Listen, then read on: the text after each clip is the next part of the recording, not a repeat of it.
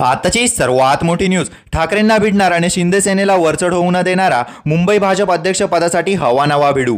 सरकार स्थापन होता स्थानिक स्वराज्य संस्थांच्या निवडणुका घेण्यासाठी महायुतीने हालचाल सुरू केल्या आहेत। मुंबई महानगरपालिकेवर भाजपला आपला झेंडा फडकवायचा आहे, पण भाजपसमोर एकच प्रश्न उभा राहिला आहे की मुंबईचे अध्यक्षपद कोणाकडे द्यायचे। कारण मुंबई भाजपचे अध्यक्ष आशिष शेलार यांची मंत्रिपदी वर्णी लागली आहे, त्यामुळे मुंबई भाजपचा अध्यक्ष कोण होतो याकडे सगळ्यांच्या नजरा लागल्या आहेत। शिंदे सरकारमध्ये मंत्रिपदाची संधी उकलेले आशिष शेलार यांना माहिती आणि तंत्रज्ञान मंत्रालयाचा कारभार सोपवण्यात आला आहे।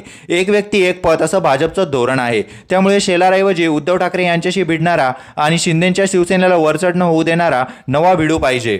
मुंबई महानगरपालिकेवर 25 वर्ष झाले शिवसेनेचा भगवा फडकत आहे। मात्र 2017 निवडणुकीत शिवसेनेचे 84 आणि भाजपचे 82 नगरसेवक निवडून आले होते।